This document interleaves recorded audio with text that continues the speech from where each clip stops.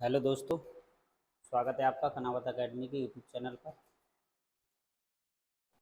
और हमने अभी हाल ही में 10th क्लास साइंस का एनसीईआरटी सॉल्यूशन स्टार्ट किया है, जिसमें हमने फर्स्ट चैप्टर रासायनिक अभिक्रिया एवं समीकरण इसको हमने कंप्लीट कर लिया है।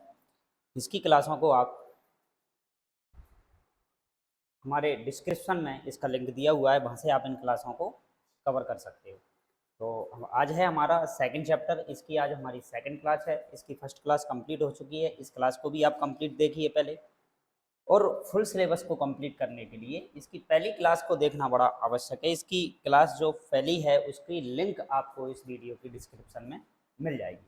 तो सभी लोग सबसे पहले वीडियो को लाइक कर दीजिए, शेयर कर दीजिए, चैनल को सब्सक्राइब कर दीजिए और बेल आइकन दबा दीजिए, जिससे कि आपको आगे आने वाले चैप्टरों की भी क्लासों की भी नोटिफिकेशन मिलता रहे। तो बात करते हैं, देखो पिछली क्लास में हमने 10th क्लास साइंस का जो सेकंड चैप्टर है हमारा अम्ल क्षार एवं लवण, तो इससे रिलेटेड कुछ बेसिक परिभाषाओं की हमने चर्चा की थी। अम्ल क्या होते हैं, क्षार क्या होते हैं, लवण क्या होते हैं, और इनको हमने पहचानना भी सीखा था। स्वाद के आधार पर भी इनको पहचाना गया था कि भाई जो स्वाद में खट्टे होते हैं वो हमारे पास क्या है, अम्ल, और जो कड़वे या कसेले होते हैं वो हमारे क्या हैं, क्षार। और जो साल्ट हैं, जो लवण हैं हमारे पास, वो लवण स्वाद में होते हैं हमारे खारे। ठीक है। दूसरा हमने इनको पहचानना सीखा था लिटमस पत्र के आधार पर। लिटमस पत्र के आधार पर जैसे ही लिटमस पत्र के ऊपर इनको डाला जाता है तो ये रंग बदल देते हैं लिटमस पत्र का। उस आधार पर अम्ल क्षार की पहचान की जाती थी। दूसरा हमने पढ़ा था इंडिकेटर्स, सूचक भी हमने पढ़े थे। तो सूचक क्या करते हैं, जैसे ही इनको मिलाया जाता है अम्ल या क्षार में, तो ये अपने रंग में परिवर्तन प्रदर्शित करते हैं। इस आधार पर भी हमने अम्ल और क्षार को पहचानना सीखा था। अब अम्ल और क्षार को पहचानने का एक और अच्छा खासा तरीका दे रखा है, जिसको हम कहते हैं क्या, पीएच स्केल। हमें ये पता करना होगा कि इस स्केल के माध्यम से कि इस अम्ल के अंदर, क्योंकि हमने अम्ल के अंदर पढ़ा था कि अम्ल जो है ना वो हाइड्रोजन आयन हमें देते हैं और क्षार जो है वो हमें OH आयन देते हैं। तो हम इस पीएच स्केल की सहायता से हाइड्रोजन आयनों की सांद्रता ज्ञात करने वाले हैं।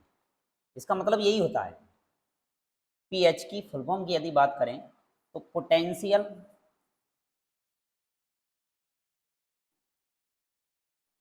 Of hydrogen.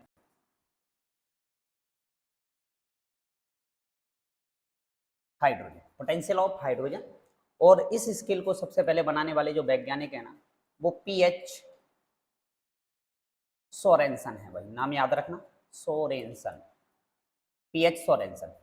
इनके द्वारा इस स्केल का निर्माण किया गया और इस स्केल की सहायता से हम हाइड्रोजन आयनों की सांद्रता ज्ञात करते हैं और उसके आधार पर उसका हम पीएच मान ज्ञात कर लेते हैं। जिसे ज्ञात करने की जो स्केल जो बनाई गई थी उसे हम कह देते हैं क्या, पीएच स्केल। अब इसमें दे रखा है पीएच में पी पुशांस, यानी जिसको हम पोटेंस कहते हैं, पोटेंशियल कहते हैं, जो कि एक जर्मन भाषा का शब्द है। ठीक है, जिसका अर्थ होता है पावर या शक्ति। ठीक है। अब जो स्केल जो बनाई गई थी उस स्केल के अंदर 0 से लेकर 14 तक अंक थे अपने पास। 0 से लेकर 14 तक अंक थे हमारे पास। और इसके अंदर जैसे 1 2 3 4 5 6 7 8 9 10 11, ये नंबरिंग इस तरीके से दी गई थी। अब बात करें इसकी हम, तो इस स्केल के अंदर एक बात हमें याद रखना है, 0 से लेकर 14 तक इस पर अंक बनाए गए और इन अंकों में से हमने 0 से 7 के बीच में भी हमारी इस स्केल के अंदर यदि किसी पदार्थ का हमें पीएच मान मिलता है तो वो पदार्थ कहलाता है आपका कैसा, अम्लीय। ठीक है। और यदि हमें किसी पदार्थ का पीएच मान 7 से और 14 के बीच में मिलता है तो वो पदार्थ कहलाता है हमारा क्षारीय। तो हमें पीएच मान याद करने पड़ते हैं पदार्थों के। और यदि पदार्थ का पीएच मान 7 है तो वो पदार्थ कहलाता है हमारे पास क्या, उदासीन। ठीक है, ये बात हमारी हो गई। तो अम्ल हम जानते हैं स्वाद में खट्टे होंगे, क्षार कड़वे या कसैले होंगे, और उदासीन जो होगा ना उसका कोई स्वाद नहीं होगा। ये पहचानने का एक तरीका है। तो जैसे कि मान लो पीएच मान हमें दे रखा है, यदि पीएच मान हमें किसी पदार्थ का 7 मिला तो वो पदार्थ कैसा कहलाएगा? उदासीन विलयन। यदि किसी पदार्थ का पीएच मान 7 से कम है, 7 से कम मतलब या तो 0 या 7 के बीच में है, यदि किसी पदार्थ का पीएच मान 0 और 7 के बीच में है या 7 से कम है, हम ये कहें, तो वो पदार्थ हमारा कहलाएगा क्या? अम्लीय विलयन। और यदि किसी पदार्थ का पीएच मान 7 से ज़्यादा है और 14 से क्या है? कम है, 7 और 14 के बीच में ही होगा, इससे ज़्यादा नहीं होगा पीएच मान। पीएच मान जो है ना वो 7 और 14 के बीच में ही होगा, उससे ज़्यादा नहीं होगा किसी भी पदार्थ का पीएच मान, तो वो विलयन कहलाएगा हमारे पास क्या? क्षारीय विलयन कहलाएगा। इस तरीके से इस पीएच स्केल की सहायता से हम पदार्थों का अम्लीयता और क्षारीयता ज्ञात करते हैं। यह स्केल 0 से 14 तक पीएच ज्ञात करने के लिए उपयोग में लाया जाता है, याद रखना है आपको इस बात को। यदि हम हाइड्रोजन आयनों की सांद्रता की बात करें, ये दे रखा है हाइड्रोजन आयनों की सांद्रता। जिस पदार्थ के अंदर जितने ज़्यादा हाइड्रोजन आयन होंगे, यदि मान लो कोई पदार्थ दे रखा है और उस पदार्थ के अंदर जितने ज़्यादा हाइड्रोजन आयन हमारे पास होंगे, वो पदार्थ उतना ही ज़्यादा क्या होगा? अम्लीय होगा। ठीक है, ये बात हमें दे रखी है। जैसे कि मान लो हमें दे रखे और जिस पदार्थ के अंदर जितने हाइड्रोजन कम होंगे वो उतना ही कम अम्लीय होगा। तो मतलब जो कम अम्लीय होगा मतलब उसे हम कहेंगे क्या? दुर्बल अम्ल। जो बहुत ज़्यादा अम्लीय होगा उसको हम कहेंगे क्या? प्रबल अम्ल। तो हमें याद करना पड़ेगा कि कौन से अम्ल जो है ना वो प्रबल होते हैं, कौन से अम्ल हमारे जो है वो दुर्बल होते हैं। फिलहाल हमें एग्जाम्पल के लिए एक दे रखा है, एक दे रखा है CH3COO, जिसको हम बोलते हैं एसिटिक अम्ल, और एक कार्बनिक अम्ल हमें दे रखा है H2CO3। ये हमारे जो है ना वो दोनों के दोनों क्या हैं? दुर्बल अम्ल हैं। और इधर दे रखा है हमें प्रबल अम्ल, HCl है, H2SO4 है, HNO3 है, मतलब HCl हाइड्रोक्लोरिक अम्ल, H2SO4 सल्फ्यूरिक अम्ल, HNO3 नाइट्रिक अम्ल हमें दे रखा है। ठीक है, तो ये हमारे सब क्या है? प्रबल अम्ल। और ये ग्राफ इसी बात को शो कर रहा है कि इधर की तरफ हाइड्रोजन आयनों की संख्या क्या होती जा रही है? बढ़ती जा रही है भाई, इधर हाइड्रोजन आयन बढ़ते जा रहे हैं। तो जितने ज़्यादा हाइड्रोजन आयन होंगे वो पदार्थ उतना ही ज़्यादा क्या होगा? अम्लीय। और जिसके अंदर जितने कम हाइड्रोजन होंगे वो पदार्थ उतना ही अम्लीय कम होगा भाई, उतनी ही अम्लीयता उसकी क्या होगी भाई? कम होगी। तो हाइड्रोजन आयन की मात्रा को ज्ञात करने के लिए एक स्केल बनाया गया जिसे हम पीएच स्केल कहते हैं। इसी के आधार पर अम्लीयता और क्षारीयता हम ज्ञात कर सकते हैं। क्लियर बात? तो ये था हमारा। आगे बढ़ते हैं। और हाइड्रोजन आयनों की सांद्रता पर ही आधारित हम किसी का पीएच मान, पीओएच मान सभी हम ज्ञात कर सकते हैं। आगे हायर क्लासों में आप इन बातों को पढ़ोगे कि किस तरीके से जैसे यही बात फिर हमें आगे दे रखी है किसकी? दुर्बल क्षार और प्रबल क्षार। इसका मतलब क्या हुआ? जो पदार्थ जितना ज्यादा OH आयन देगा, मतलब OH आयन मिलेगा यदि हमें किसी पदार्थ से, तो वो क्या कहलाएगा भाई? हमारा क्षारीय। और यदि हमें हाइड्रोजन आयन मिलेगा तो वो क्या कहलाएगा भाई? अम्लीय। तो जितना ज्यादा हाइड्रोजन आयन वो पदार्थ उतना ज्यादा अम्लीय, जितना ज्यादा OH आयन वो पदार्थ उतना ही ज्यादा क्षारीय। तो इसी तरीके से हमारे यदि किसी पदार्थ से हमें OH आयन तो मिल रहा है लेकिन कम मात्रा में मिल रहा है, तो वो हमारा क्या कहलाएगा? दुर्बल क्षार कहलाएगा। और यदि किसी पदार्थ से हमें ज्यादा मात्रा में OH आयन मिल रहा है तो वो हमारा कहलाएगा क्या? प्रबल क्षारीय। यही हमें क्षारीयता देगी। एक दुर्बल क्षार में हमें याद रखना है NH4OH, अमोनियम हाइड्रोक्साइड एक हमें दे रखा है। दूसरा हमें प्रबल क्षार में याद रखना है NaOH sodium hydroxide, KOH potassium hydroxide और CaOH का होल ट्वाइस जिसे हम कहते हैं कैल्शियम हाइड्रोक्साइड, जो कि हमारे प्रबल क्षार हैं भाई। तो प्रबल अम्ल, प्रबल क्षार, दुर्बल अम्ल, दुर्बल क्षार, हमें ये बात याद रखनी पड़ेगी। आगे हमें दे रखा है, देखिए 0 से 14 तक पीएच स्केल जो बनाई गई वो हमें ये दे रखी है।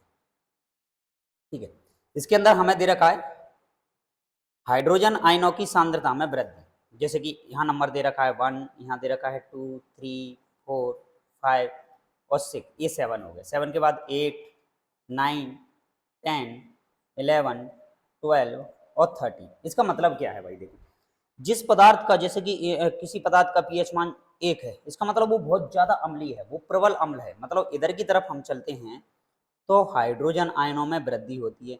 यदि पदार्थ के हाइड्रोजन आयनों में वृद्धि होती है, इसका मतलब वो पदार्थ उतना ही ज्यादा क्या हो रहा है? अम्लीय हो रहा है। और यदि हम इस साइड चलते हैं तो इधर हाइड्रोजन आयनों की संख्या में क्या आती है भाई, कमी आती है। तो बढ़ेगा क्या भाई, OH की मात्रा बढ़ती है। तो हम इधर की बात करें, इधर चलेंगे तो इधर OH बढ़ेगा, OH आयन बढ़ेंगे, और इधर हम चलेंगे तो इधर OH आयन क्या होंगे भाई, घटेंगे। हाइड्रोजन आयन बढ़ेंगे तो OH आयन घटेंगे, क्योंकि एक दूसरे के अपोजिट है। अम्लीयता बढ़ेगी तो क्षारीयता घटेगी, क्षारीयता बढ़ेगी तो अम्लीयता घटेगी। क्लियर। अब इधर की बात करें, देखो बढ़ती हुई अम्लीय प्रकृति, यदि हम इधर की तरफ चल रहे हैं, यदि किसी पदार्थ का पीएच मान, मान लो पीएच मान हमें दे रखे हैं, यदि मान लो किसी पदार्थ का पीएच मान हमें 1 दे रखा है, मान लो कोई पदार्थ है A हमारे पास, और एक और पदार्थ है जिसका B, जिसका पीएच मान हमें दे रखा है कितना 6। अब बताओ इसमें से सबसे ज्यादा अम्लीय कौन है भाई, जिसका पीएच मान जितना कम होगा, मतलब जो पदार्थ का जितना पीएच मान कम होगा वो पदार्थ उतना ही ज्यादा अम्लीय होगा। मतलब हम यहाँ पे बात करेंगे कि ए जो है ना वो बी की तुलना में बहुत ज्यादा अम्लीय होगा। क्यों? क्योंकि जैसे जैसे हम 5 आए, 6 आए, 7 की तरफ आए, वैसे तो वो पदार्थ उदासीन होता जाएगा, फिर यदि 8 की तरफ आए तो उदासीन से वो धीरे धीरे क्या होने लगा, क्षारीय, और ज्यादा क्षारीय, और ज्यादा क्षारीय, और बहुत ज्यादा प्रबल क्षारीय हो गया। और जैसे ही हम यहाँ से चलेंगे, उदासीन था, उदासीन से थोड़ा कम उदासीन, थोड़ा कम अम्लीय, और कम अम्लीय, और अम्लीयता बढ़ती जा रही है और ज्यादा, और ये बहुत ही ज्यादा प्रबल अम्लीय हो गया। ये प्रोसेस हमें इसके अंदर दे रखी है, किसके अंदर, पीएच स्केल के अंदर। आगे बात करते हैं, देखो हम नेक्स्ट,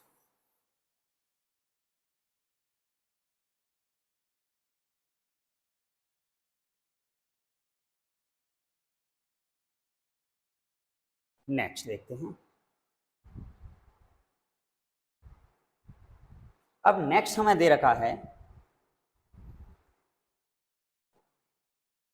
दैनिक जीवन में पीएच मान का महत्व। भाई बहुत इंपॉर्टेंट लाइन है, बहुत अच्छे अच्छे क्वेश्चन यहाँ से बनने वाले हैं भाई आपके। तो अच्छे से आपको सभी लोगों को ये क्या करना है, रीड करना है। देखते हैं, सबसे पहले हम बात करते हैं जैसे कि पौधों एवं पशु, इनके पीएच के प्रति संवेदनशीलता होती है। भाई ये तो पक्की बात है। यदि चाहे तो जीव जंतुओं की बात करें हम, चाहे पशुओं की बात करें, चाहे कोई से भी जीव जंतु ले लो, चाहे पेड़ पौधे ले ले, यदि इनके शरीर के पीएच मान में थोड़ा सा भी यदि कहीं ना कहीं परिवर्तन हो जाता है तो इनकी शारीरिक संरचना में कहीं ना कहीं डिस्टर्बेंस हो जाता है। और हमारे शरीर के लिए एक निश्चित पीएच मान की आवश्यकता होती है। उसी में हमारे शरीर की जितनी भी कोशिकाएं हैं, हमारे शरीर के जितने भी अंग हैं, वो सही सॉलिड से काम करते हैं एक निश्चित रेंज के अंदर। यदि उस रेंज में थोड़ा सा भी परिवर्तन आ जाता है तो हमारे शरीर का क्या हो जाता है, डिस्टर्बेंस हो जाता है। जैसे कि बात करें हम कि हमारा जो शरीर है ना वो 7 से 7.8, बस इतना सा, 7 से 7.8, इसकी जो पीएच रेंज दे रखी है इसी के बीच अच्छे से कार्य करता है। और यदि इससे थोड़ा सा भी कम या ज्यादा होता है तो हमारे शरीर में कुछ ना कुछ बीमारियां आ सकती हैं। क्लियर। दूसरा हमें दे रखा है कि वर्षा के जल का पीएच मान जब 5.6 से कम हो जाता है, भाई याद रखना है, क्वेश्चन मिलेगा आपको आगे। वर्षा के जल का पीएच मान जब 5.6 से क्या हो जाता है भाई, कम हो जाता है, तो इसी को हम कह देते हैं अम्लीय वर्षा, कि अम्ल बरसने लगा है भाई। अभी अम्लीय वर्षा क्या है, कैसे प्रोसीजर, जी हम आगे पढ़ेंगे। फिलहाल आपको याद रखना है कि यदि पीएच मान 5.6, क्यों, क्योंकि 7 पे उदासीन है, 6 से थोड़ा सा और कम अम्लीय, और 5.6 इसके बीच में दिया हमें किसी पदार्थ का पीएच मान मिला तो हम उसको कह देते हैं भाई अम्ल वर्षा हो रही है। क्लियर बात। आगे बढ़ते हैं, देखो अगले क्वेश्चन की तरफ। और अगली स्लाइड में हमें यही दे रखा है पीएच, हमारे दैनिक जीवन में पीएच मान का महत्व। और इसी तरीके से हमें अलग अलग पदार्थों के पीएच मान याद रखने पड़ते हैं। आगे बात करते हैं, देखो थोड़ी सी चर्चा हमें दे रखी है किसके बारे में, मिट्टी के बारे में। मिट्टी का पीएच मान, भाई अच्छी अच्छी बात है भाई, मिट्टी का पीएच मान यदि एक फिक्स होगा तभी जाके अपन फसलों की जो उत्पादकता है, फसल, उनकी उत्पादकता में क्या लग सकते हैं, वृद्धि, और फसलों की मात्रा में भी क्या होगी भाई, वृद्धि होगी। तो अच्छी उपज लेने के लिए भाई पौधों को एक विशिष्ट पीएच परास यानी रेंज की आवश्यकता होती है। यदि किसी स्थान की मिट्टी का पीएच मान कम या फिर अधिक हो जाता है तो किसान उसमें अब उस आवश्यकता के अनुसार अम्लीय या क्षारीय पदार्थ मिलाते हैं। और इन्हीं अम्लीय या क्षारीय पदार्थों को हम या तो खाद कह देते हैं या फिर रासायनिक है तो उनको उर्वरक कह देते हैं भाई, उर्वरक। इन्हीं का उपयोग किसान उसमें करते हैं। यदि मिट्टी अम्लीय है या क्षारीय है तो उस आधार पर किसान उसके अंदर क्या मिलाते हैं। तो इसके लिए हमें मिट्टी का पहले परीक्षण करना पड़ेगा, जिसे हम मिट्टी परीक्षण कहते हैं। और मिट्टी परीक्षण करने के बाद ही हम उसके अंदर हमें किस प्रकार का पदार्थ उसके अंदर मिलाना है, अम्लीय मिलाना है या क्षारीय मिलाना है, तब जाके हमारी फसल की उपज क्या होगी, अच्छी होगी। उसी तरीके से हम बात करते हैं हमारे पाचन तंत्र।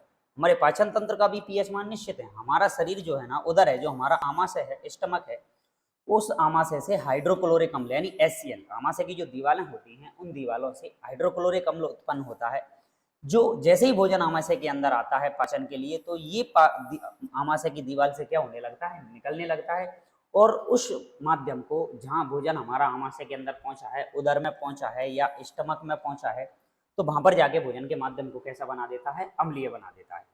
अपच, जिसको हम कुपच कहते हैं भाई, एसिडिटी की समस्या जो होती है, एसिडिटी की स्थिति में उधर अधिक मात्रा में अम्ल उत्पन्न करता है। जब हमारे शरीर के अंदर बहुत ज्यादा मात्रा में अम्ल बढ़ जाता है, तभी जाके हमें एसिडिटी होती है, खट्टी खट्टी डकारें हमें आने लगती हैं, ठीक है। अपच इसी को कहते हैं भाई। ज्यादा मात्रा में भी अम्ल हमारे लिए नुकसानदायक हो, और यदि अम्ल का स्त्रावन ना हो तब भी हमारे लिए बहुत ज्यादा नुकसानदायक है, जिसके कारण उदर में दर्द होने लगता है, जलन का अनुभव होता है, हमें ऐंठन होने लगता है, दर्द, और इस दर्द से मुक्त होने के लिए हमें एंटासिड पदार्थ लेने लगते हैं। भाई याद रखना है, बहुत इंपॉर्टेंट पदार्थ दे रखा है। एंटासिड जैसे क्षारकों का क्या किया जाता है उपयोग, जो अम्ल की अधिक मात्रा को क्या कर देते हैं, उदासीन। कैसे, जैसे कि अम्ल लिया हमने, अम्ल हमारे शरीर के अंदर बन रहा है, हमने उसके अंदर क्या मिला दिया, क्षार। जैसे ही अम्ल और क्षार की अभिक्रिया हुई तो अभिक्रिया हो गई क्या, उदासीन। काम मतलब सिर्फ 6 सेकंड में, भाई काम सिर्फ 6 सेकंड में। मतलब हम जैसे इनो, जैसे नाम सुना होगा आप लोगों ने, इनो, ये हमारे ऐसे पदार्थ हैं जिनको इसके अंदर जैसे ही मिलाया जाता है तो हमारी अम्लीयता क्या हो जाती है, दूर हो जाती है। क्लियर बात।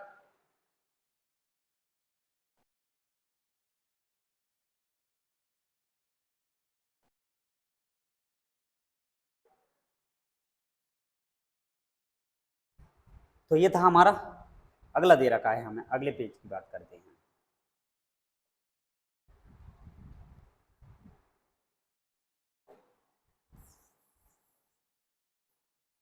और अगला पॉइंट है पशु एवं पौधों में उत्पन्न रसायनों से आत्मरक्षा। भाई जो अम्लीयता है, ये जो क्षारीयता है, जिसका हम पीएच मान शरीर का कह रहे हैं, ये हमारे शरीर के लिए भाई बहुत ही ज्यादा लाभदायक है। इसी के आधार पर ही हमारा शरीर क्या कर रहा है भाई, वर्क कर रहा है। जैसे बात करते हैं हम पशुओं पौधों द्वारा उत्पन्न रसायनों से आत्मरक्षा, भाई इनकी बात करते हैं, इसमें क्या होने वाला है भाई। इससे पहले एक पॉइंट और दे रखा है भाई अपना, पीएच परिवर्तन के कारण दंत क्षय। भाई सॉरी, ये लाइन छूट गई। तो देखो सबसे पहले हम बात करते हैं पीएच परिवर्तन के कारण दंत क्षय। दंत मतलब दांत, क्षय मतलब क्या होना, नष्ट होना भाई।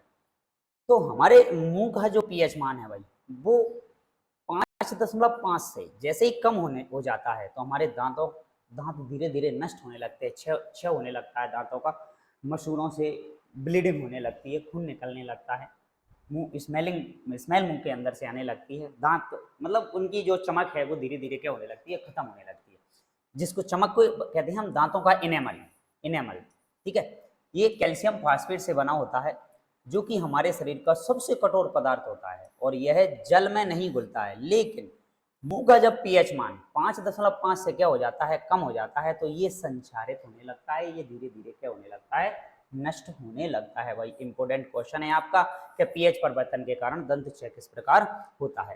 क्षारकीय दंत मंजन का उपयोग करने से अम्ल की अधिक मात्रा को उदासीन किया जा सकता है, और यदि इस तरीके से अम्लीयता हमारे शरीर के अंदर बनी रहती है तो हमें जो टूथपेस्ट भी हम जो उपयोग में लेते हैं, वो टूथपेस्ट हमारे कैसे होते हैं भाई, क्षारीय होते हैं। तो ये क्षारीय टूथपेस्ट हमारे शरीर के अंदर बनने वाली अम्लीयता को क्या कर देते हैं, नष्ट यानी उदासीन कर देते हैं। इसलिए हमारे मुंह की इनकी क्या हो जाती है, सफाई। वैसे ही अगला हमें दे रखा है क्या, कि पशुओं एवं पौधों द्वारा उत्पन्न रसायनों से आत्मरक्षा। पौधों के द्वारा भी कई प्रकार के रासायनिक पदार्थ उत्पन्न होते हैं, पशुओं के द्वारा भी उत्पन्न होते हैं। जैसे कि बात करते हैं, सबसे पहला हमें दे रखा है इसके अंदर क्या, ये मधुमक्खी, कि मधुमक्खी का डंक एक अम्ल छोड़ता है भाई, बहुत खतरनाक अम्ल है भाई, जिसके कारण हमें बड़ा दर्द होता है मधुमक्खी एवं जलन का अनुभव होता है, और डंक मारे गए अंग में यदि हम बेकिंग सोडा का उपयोग करें तो हमें बड़ा आराम मिलता है। क्यों, क्योंकि जब मधुमक्खी काटती है, जैसे ही मधुमक्खी ने हमें काटा तो हमें बहुत होती है जलन, दर्द होता है भाई। मधुमक्खी के काटने पर क्या होगा भाई, हमें दर्द होगा। क्यों, क्योंकि उसके अंदर बहुत ज्यादा खतरनाक क्या है भाई, अम्ल, ठीक है। वो अम्ल हमें क्या देता है, दर्द। अब इस अम्लीय पदार्थ की जगह पे यदि हम कोई क्षारीय पदार्थ मिला दे तो अम्लीय और क्षारीय मिलकर क्या हो गए भाई, उदासीन, उदासीन हो गए। और हमारा दर्द को क्या मिलता है, हमें आराम मिलता है। इसलिए हम उस जगह पे बेकिंग सोडा यानी बेकिंग पाउडर जिसकी हम बात करें या बेकिंग सोडा की हम बात करें, खाने वाला जो सोडा है ना, उसका उपयोग करने पर हमें क्या मिलता है, आराम मिलता है।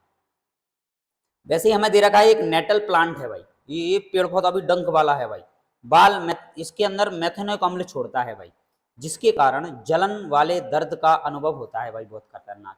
और इसका इलाज डंक वाले स्थान पर डांक के पौधे की पत्ती लगाकर किया जाता है। तो बहुत अच्छे पॉइंट हमें इसके अंदर दे रखे थे, आप बढ़िया से इनका स्क्रीनशॉट लीजिए और इनके साथ साथ में नोट्स बनाते जाइए, जिससे कि आप इनका रिवीजन आसानी से कर सकें। बहुत अच्छे अच्छे क्वेश्चन आपको दे रखे हैं और सारे क्वेश्चन को, हर एक एक लाइन को आपको पूरी को डिस्कस करना है, तब जाके हमारा एनसीईआरटी सिलेबस का एक जो रीडिंग है वो हमारी क्या हो पाती है, कंप्लीट हो पाती है। फिर हम आसानी से इसके आगे एक्सरसाइज हमें दे रखी है, उस एक्सरसाइज के क्वेश्चनों को भी थोड़ा सा हम समझेंगे कि क्या क्वेश्चन इनके बनेंगे जिनका सॉल्यूशन आप खुद करोगे। तो ये था, अब आगे हम बात करते हैं सॉरी, आगे हमें दे रखा है लवणों का पीएच भाई, जिसको हम साल्ट कह रहे हैं,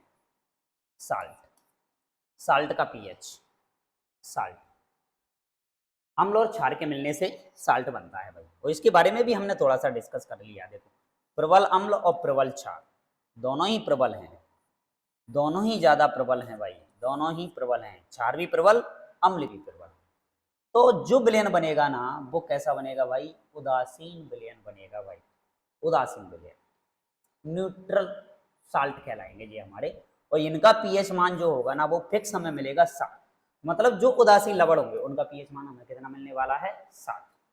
और यदि अम्ल ले लिया हमने प्रबल और क्षार ले लिया कैसा, हमने दुर्बल, तो भाई ज्यादा प्रबल है उसके आधार पर इसका नाम पड़ेगा, मतलब ज्यादा कौन है भाई, प्रबल अम्ल है, तो माध्यम कैसा रहेगा, अम्लीय, तो माध्यम अम्लीय रहेगा तो पीएच मान इसका 7 से क्या होगा, कम। और यदि हमने ले लिया प्रबल क्षार ले लिया और दुर्बल अम्ल ले लिया, तो नाम किसके अकॉर्डिंग जाएगा, प्रबल के अनुसार। प्रबल कौन है, क्षार, तो प्रकृति कैसी होगी, क्षार की, इसका मतलब इसका पीएच मान 7 से अधिक होगा। क्लियर, नेक्स्ट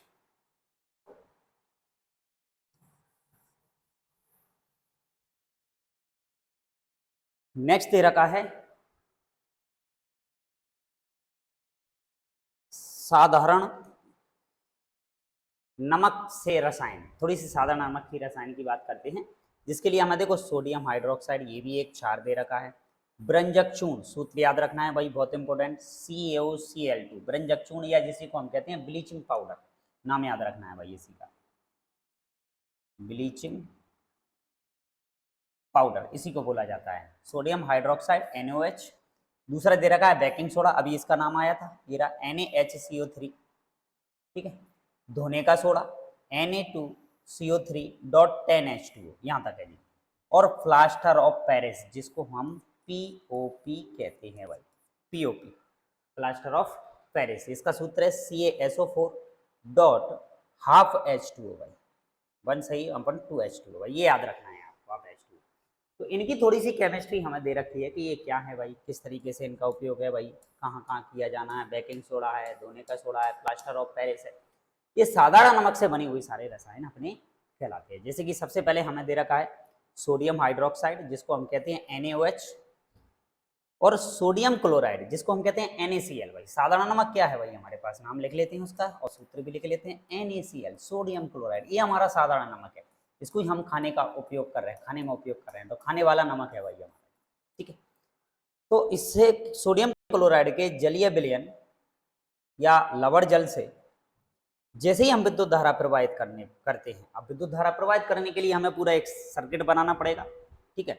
इसके अंदर कैथोड एनोड लेकर हम प्रवाहित करेंगे, वियोजित होकर सोडियम हाइड्रोक्साइड उत्पन्न करता है। इस प्रक्रिया को ही हम क्लोर क्षार अभिक्रिया कहते हैं। बहुत बहुत इंपोर्टेंट भाई, क्लोर क्षार अभिक्रिया वेरी वेरी इंपोर्टेंट, आपसे एग्जाम में पूछी जा चुकी है कि क्लोर क्षार अभिक्रिया किसे कहते हैं। इसका अब बाकी की अभिक्रिया बैलेंस करके दे रखी है, मतलब सोडियम क्लोराइड ले लिया हमने, जल ले लिया, जैसे ही इसको मिलाया तो हमारा बन गया सोडियम हाइड्रोक्साइड, बाकी की क्लोरीन गैस निकल गई और हाइड्रोजन गैस निकल गई। अब कौन कहाँ बनने वाला है भाई, एनोड, एनोड जो दे रखा है वहां पर क्लोरीन गैस बनेगी, कैथोड दे रखा है वहां पर हाइड्रोजन गैस बनेगी, और कैथोड के पास NaOH विलयन बनता जाता है। क्लियर। तो ये बात थी हमारी, इस तरीके से सोडियम हाइड्रोक्साइड दे रखा है, तो यहाँ पे जो क्लोर क्षारक क्रिया है वो हमारे लिए बहुत ज़्यादा इंपॉर्टेंट थी, तो याद रखना है आपको क्लोर क्षारक क्रिया को। अब बात करते हैं इसके उपयोगों की। अब हमारे पास आ जाते हैं इसके उपयोगों की चर्चा करते हैं, देखते हैं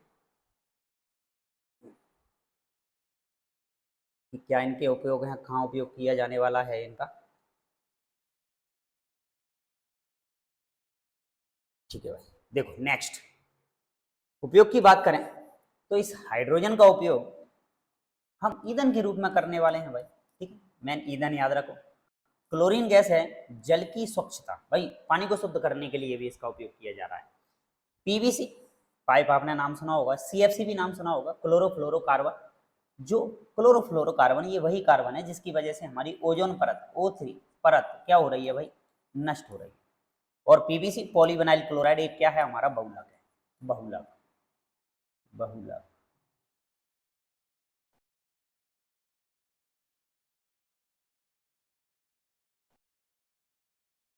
O3 ये है हमारा एक बहुलक,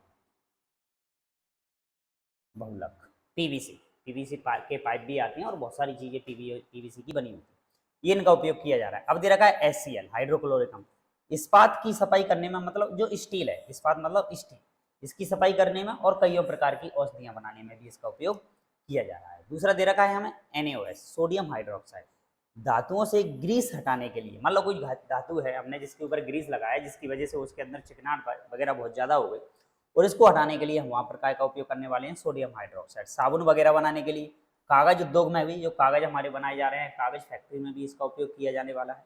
अब क्लोरीन और सोडियम हाइड्रोक्साइड जो है ना, वो दोनों आपस में क्रिया करके ब्रंजक चूर्ण का करते हैं क्या, निर्माण, जिसका सूत्र भी हमने पढ़ा था CaOCl2। ब्लीचिंग पाउडर का क्या कर लेते हैं, निर्माण। और ये ब्लीचिंग पाउडर घरेलू व्यंजन में, व्यंजन मतलब किसी भी पदार्थ का क्या उड़ा देना भाई, रंग उड़ा देना, वस्त्रों का व्यंजन करने के लिए, कागज उद्योग में कागजों का व्यंजन करने के लिए, बाद बाकी की औषधि उद्योग में भी इसका उपयोग किया जाने वाला है भाई, औषधियों में भी निर्माण करने में भी इसका उपयोग किया जाने वाला है। तो ये था हमारा क्या, सोडियम हाइड्रोक्साइड। और सोडियम हाइड्रोक्साइड के बाद अगला आ जाता है हमारा क्या, देखो ब्रंजक चूर्ण। बात करते हैं देखो हम ब्रंजक चूर्ण की, उससे पहले स्लाइड को क्लीन करते हैं भाई। तो सभी लोग अपने नोट्स भाई कॉपी पेन लेके साथ में बैठे, अपनी एनसीईआरटी की बुक भी साथ में लेके, यदि किसी लाइन को छूट जाती है आपकी तो आप वीडियो को पॉज करके आसानी से उसको नोट कर सकते हो। बात करते हैं देखो नेक्स्ट दे रखा है हमारा व्यंजक चूर्ण। तो सबसे पहले तो इसका सभी को नाम याद, वो सूत्र याद रखना है, CaOCl2। इसको हम कैल्शियम ऑक्सीक्लोराइड कहते हैं भाई, रासायनिक नाम भी याद रखना है, कैल्शियम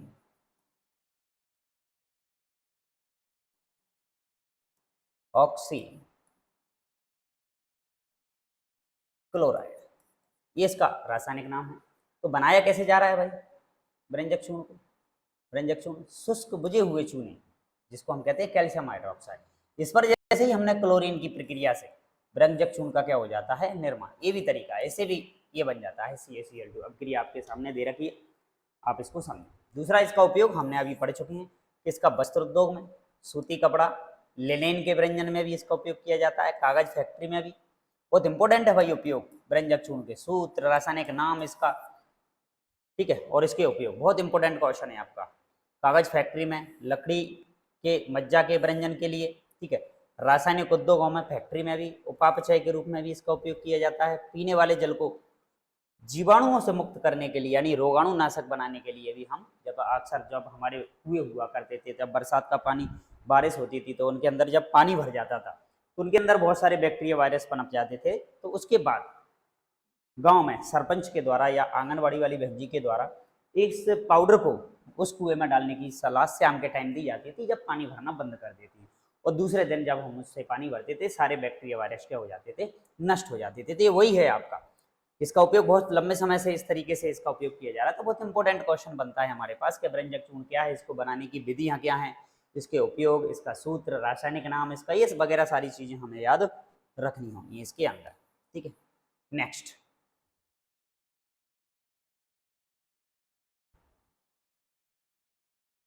नेक्स्ट आ जाता है फिर हमारा baking soda.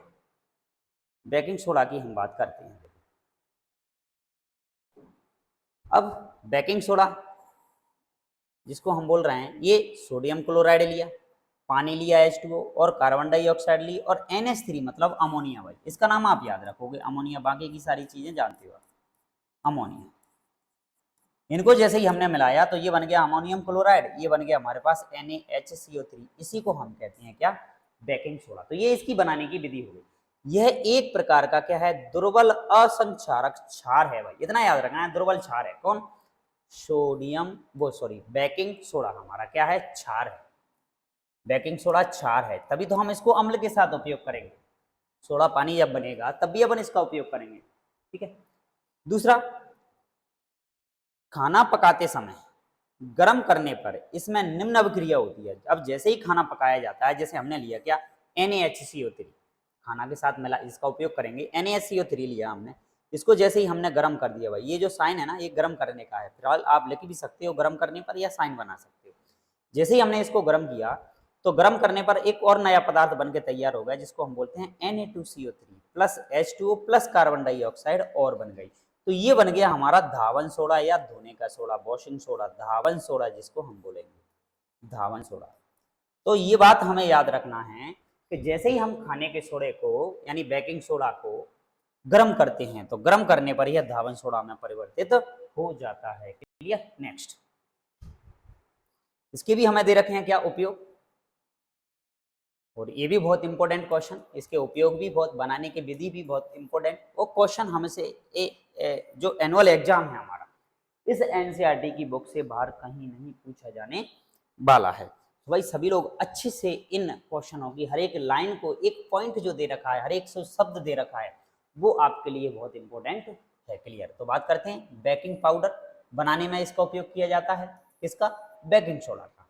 Baking soda plus tartaric अम्ल, इन दोनों को जैसे ही मिला दिया जाता है तो हमारे पास बेकिंग पाउडर बन जाता है। बेकिंग सोडा लिया जाएगा, ध्यान रखना है भाई, बेकिंग सोडा लिया जाएगा और टार्ट्रिक अम्ल लिया जाएगा। इन दोनों को जैसे ही मिलाएंगे तो हमारा बन जाएगा क्या, बेकिंग पाउडर। याद रखना है। इस अभिक्रिया से उत्पन्न CO2 के कारण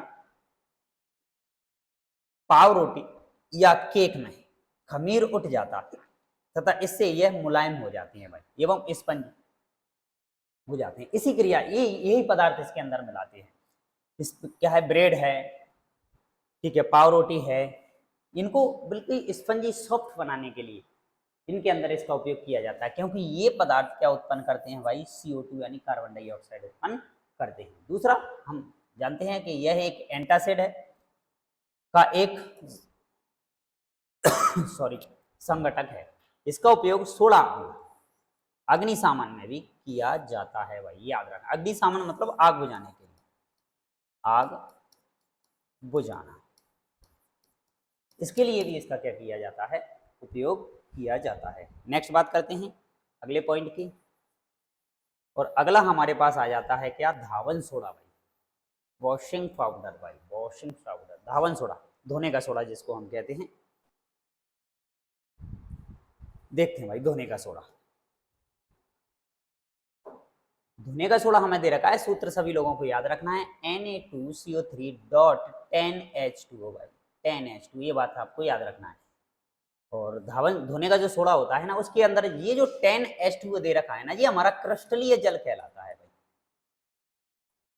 क्रिस्टलीय जल। अब जितने भी हमारे पास और भी सोडा है, जैसे फिटकरी है, फिटकरी के अंदर हमारे पास क्रिस्टलीय जल जो होता है ना, फिटकरी, फिटकरी सभी लोगों ने देखा भी होगा। फिटकरी, फिटकरी के अंदर 24 क्रिस्टलीय जल के अणु होते हैं। क्रिस्टलीय जल होता है 24, सूत्र लिखेंगे, जरूरत पड़ेगी जब। तो सोडियम कार्बोनेट इसका नाम है, कि पुनः क्रिस्टलीकरण से यही धोने का सोडे का प्राप्त होता है, और यह एक क्षारीय लवण होता है। ये रहा हमारे पास, ये सोडियम कार्बोनेट दे रखा है, इसके साथ हमने क्या मिला दिया, जल। तो Na2CO3.10H2 मिलकर बनकर तैयार हो गया। इसके उपयोग क्या है, वेरी वेरी इंपॉर्टेंट। तो इसका उपयोग कांच, साबुन एवं कागज उद्योग में किया जाता है। भाई कांच वगैरह के उद्योग में भी, साबुन फैक्ट्री में भी, कागज फैक्ट्री में भी इसका उपयोग किया जाता है, याद रखना है। दूसरा, इसका उपयोग बोरेक्स पाउडर के उत्पादन में भी किया जाता है। भाई एक बोरेक्स पाउडर होता है, उसकी भी बहुत हमें जरूरत पड़ती है। वो बनाने के लिए भी इसका क्या किया जाता है, मरहम पट्टी वगैरह मल्लम बनाने के लिए भी बोरेक्स पाउडर का क्या किया जाता है उपयोग, तो वो औषधियाँ दवाइयाँ वगैरह बनाने के लिए उत्पादन में किया जाता है। इसका उपयोग घरों में साफ सफाई के लिए भी किया जाएगा। भाई क्या है भाई, धावन सोडा नाम ही उसका क्या है, धोने का सोडा, धावन सोडा।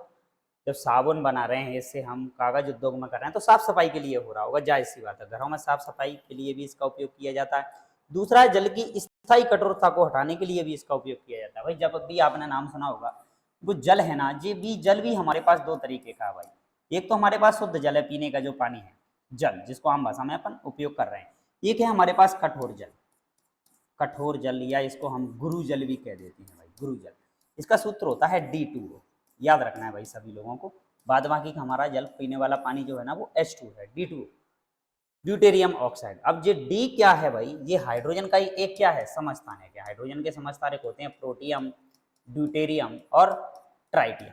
तो उनमें से ड्यूटेरियम समस्थानिक यदि इस जगह पे आ जाता है तो वो जल हमारा कैसा हो जाता है, कठोर। वो जल हमारे लिए कहीं ना कहीं हमारी किडनी के लिए, हमारे शरीर के आंतरिक अंगों के लिए बहुत ज़्यादा क्या होता है, नुकसानदायक। तो हमें उस जल के अंदर से उस कठोरता को क्या करना होता है, दूर करना होता है। मतलब कठोरता की यदि बात करें तो जल के अंदर कुछ कैल्शियम है, पोटेशियम हो, उसके लवण घुल जाते हैं, ठीक है, और उनको हटाने के लिए हम इसका उपयोग करते हैं। तो ये था हमारा क्या, कि धोने का सोडा, इसका उपयोग था। नेक्स्ट हम बात करते हैं प्लास्टर ऑफ पेरिस के बारे में, POP भाई, प्लास्टर ऑफ पेरिस, शॉर्ट में भी नाम आप लोगों को भाई याद रखना है, प्लास्टर ऑफ पेरिस, POP। बार बार आपके लिए क्वेश्चन मिलेगा देखने के लिए, POP क्या है भाई। उपयोग और क्रिस्टलन जल हमें दे रखा है, इसकी हम बाद में बात करेंगे, ठीक है, मिल गया। नेक्स्ट हमें दे रखा है प्लास्टर ऑफ पेरिस भाई, सूत्र याद रखना है CaSO4 dot half H2O, CaSO4 dot half H2O, और इसको हम POP के नाम से भी जानते हैं। घरों में भी POP वगैरह कराने के लिए इसी का ही उपयोग किया जाता है, ठीक है ना। तो क्या करते हैं हम, जिप्सम होता है हमारे पास, एक और रासायनिक पदार्थ है हमारे पास, जिप्सम आगे आ जाएगा। जैसे ही हम इसको 373 केल्विन पर गर्म करते हैं तो यह गर्म करने पर जल के अणुओं को क्या कर देता है, त्याग देता है भाई। इसके में से जल के अणु क्या हो जाते हैं, निकल जाते हैं। और कैल्शियम सल्फेट हेमीहाइड्रेट, नाम भी याद रखना है, अर्धहाइड्रेट यानी POP बनता है भाई। ये POP का नाम है, कैल्शियम सल्फेट हेमीहाइड्रेट बनता है, जिसी को हम क्या कह देते हैं, POP कह देते हैं, यानी प्लास्टर ऑफ पेरिस कह देते हैं। यह एक सफेद रंग का पाउडर होता है भाई, सब लोगों ने देखा हुआ है, घरों के अंदर अक्सर इसका POP करने में उपयोग किया जाता है। तो जैसे इसके अंदर जल मिलाते हैं, जल मिलाने पर यह पुनः वापस काय में बदल जाता है, जिप्सम। तो मतलब जिप्सम को ही गर्म करके हमने क्या बनाया, POP बनाया। जैसे ही हमने जिप्सम को गर्म किया, जिप्सम जिप्सम को गर्म किया तो क्या बना, POP। और वापस POP में क्या मिला दो, जल, तो वापस POP से क्या बन जाता है भाई, जिप्सम बन जाता है भाई। ये याद रखना है भाई, ये बात आपको, ठीक है। तो ये रहा हमारा, ये रहा plaster of Paris, POP, CaSO4 dot half H2। इसके अंदर हमने पानी मिला दिया भाई, अभिक्रिया को बैलेंस करने के लिए 1 से 1/2, और ये 1/2 लिखा गया है। जैसे ही इसको इसके अंदर मिलाया तो ये बन गया हमारे पास CaSO4 डॉट 2H2, जिसी को हम कहते हैं जिप्सम भाई। जिप्सम का सूत्र याद रखना है। तो जिप्सम से ही हम वापस POP बना रहे हैं, और POP को गर्म करने पर वापस या जल से अभिक्रिया करा के हम वापस पुनः क्या बना लेते हैं भाई, जल में मिलाते हैं, तो वापस हमारा क्या बन जाता है, जिप्सम।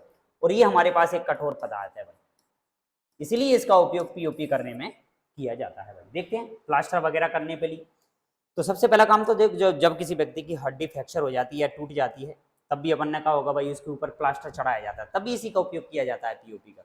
तो प्लास्टर ऑफ पेरिस का उपयोग डॉक्टर टूटी हुई हड्डियों को सही जगह पर स्थिर रखने के लिए या जोड़ने के लिए भी इसका उपयोग करते हैं। दूसरी बात करें कि इसका उपयोग खिलौने वगैरह बनाने में, मूर्तियां बनाने में, सजावट के सामान बनाने में इसका उपयोग किया जाता है। दूसरा, इसका उपयोग सतह को चिकना करने के लिए, बिल्कुल मकानों में यही POP की जाती है। तो ये था हमारी थोड़ी सी बेसिक नॉलेज POP के बारे में, और बाद बाकी का आप अच्छे से इन चीज़ों को लिखिए, नोट करिए, और आगे बढ़ते हैं। नेक्स्ट हमें दे रखा है क्या, थोड़ी सी चर्चा हमें क्रिस्टलन जल के बारे में दे रखी है, इसकी बात करते हैं। एक क्रिस्टलन जल क्या है, वैसे हमने क्रिस्टलन जल की चर्चा कर ली है, एक फटकरी है उसके अंदर क्रिस्टलन जल कितना होता है, 24 K2SO4 Al2SO4 डॉट 24H2, ये फटकरी का सूत्र है भाई। लिख ही देते हैं भाई, लिख लेना सब लोग फटकरी का सूत्र, मैं फिर से लिख देता हूँ फटकरी का सूत्र।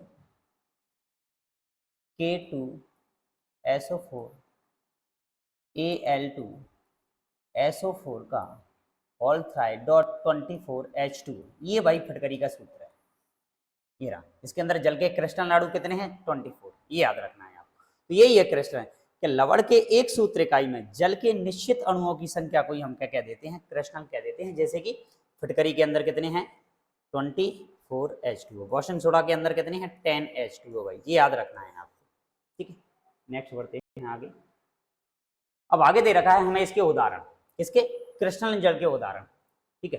तो एक तो ये रहा, देखो क्रिस्टल जल है, इसी के अंदर भी ये डॉट लगा हुआ है भाई, कॉमा नहीं है, ये डॉट है इस तरीके से, डॉट। आगे सूत्र भी बनाएंगे हम, जैसे कि हमें दे रखा है copper sulphate CuSO4 dot 5H2O, तो इसके अंदर क्रिस्टल जल के अणु कितने हैं भाई 5 हैं। Na2CO3 डॉट 10H2O दे रखा है, इसके अंदर क्रिस्टलन के जल के अणु कितने हैं भाई 10 है भाई। और CSO4 डॉट 2H2O, इसमें क्रिस्टल जल के अणु कितने हैं, ये रहा। और दूसरा मैं लिख के देता हूं आपके लिए कि K2SO4Al2SO4 का होल थ्राइड डॉट 24H2O, ये फिटकरी है भाई, याद रखना है इसका नाम फिटकरी। फिटकरी इसको हम एक नाम से और जानते हैं एलम, एलम भी बोला जाता है इसको, एलम, ठीक है।